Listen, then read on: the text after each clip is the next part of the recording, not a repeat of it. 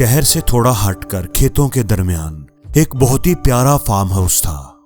اس farm house کے مالک کے پاس دو بڑے ہی خوبصورت گھوڑے تھے جو اس فارم ہاؤس میں ادھر ادھر گھومتے رہتے تھے۔ فارم ہاؤس کا مالک ان سے بڑا پیار کرتا، ہر طرح سے ان کا خیال رکھتا تھا۔ دور سے دیکھنے پر وہ دونوں گھوڑے بالکل ایک جیسے دکھتے تھے، لیکن قریب جانے پر پتہ چلتا تھا کہ ان میں سے ایک گھوڑا اندھا ہے۔ اندھا ہونے کے باوجود بھی فارم کے مالک نے اس کو وہاں سے نکالا نہیں تھا۔ وہ اس کا بھی بالکل اسی طرح خیال رکھتا تھا جیسے باقی گھوڑوں کا رکھتا، بلکہ اسے تو وہ باقی گھوڑوں سے بھی تھوڑی زیادہ ہی توجہ دیتا تھا۔ اگر کوئی تھوڑا اور دھیان دیتا تو اسے یہ بھی پتہ چلتا کہ مالک نے دوسرے گھوڑے کے گلے میں ایک گھنٹی باندھ رکھی تھی۔ وہ گھنٹی اندھے گھوڑے کی مدد کے لیے تھی۔ جب گھنٹی والا گھوڑا چلتا تو گھنٹی کی آواز سنتے ہی اندھا گھوڑا بھی اس کے پیچھے پیچھے چلتا رہتا، اس کے پیچھے پیچھے باڑے میں گھومتا رہتا۔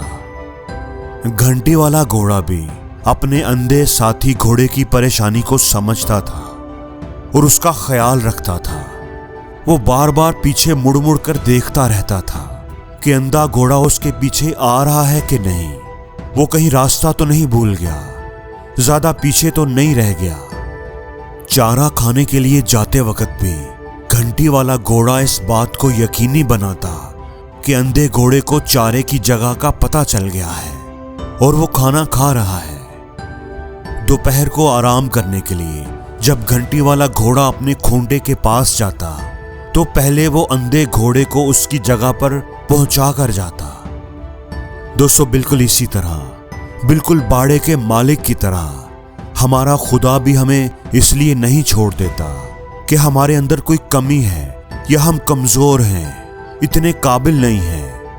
وہ ہمیں اس دنیا سے نکال نہیں دیتا، بلکہ وہ ہمارا بالکل اسی طرح خیال رکھتا ہے جیسے باقی انسانوں کا رکھتا ہے۔ بلکہ اگر ہمیں کوئی مشکل آ جائے، کوئی پریشانی آ جائے تو اس نے ہماری مدد کا انتظام بھی کر رکھا ہوتا ہے۔ بالکل گھنٹی والے گھوڑے کی طرح کسی نہ کسی کو ہماری مدد کے لیے بھیج دیتا ہے۔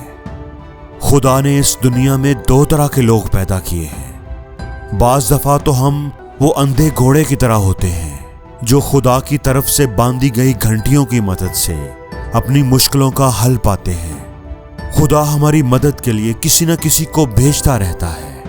اس نے کسی نہ کسی کی ذمہ داری لگائی ہوتی ہے، اور بعض دفعہ ہم گھنٹی والے گھوڑے کی طرح ہوتے ہیں اور اپنے گلے میں بندھی ہوئی گھنٹی کی مدد سے دوسروں کے کام آتے ہیں، دوسروں کی مدد کرتے ہیں، دوسروں کو راستہ دکھاتے ہیں۔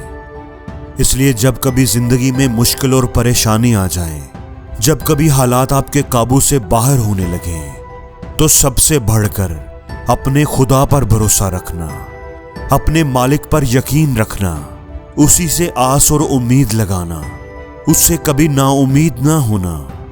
وہ ضرور تمہاری مدد کے لیے، تمہیں راستہ دکھانے کے لیے کسی گھنٹی والے گھوڑے کو ضرور بھیجے گا۔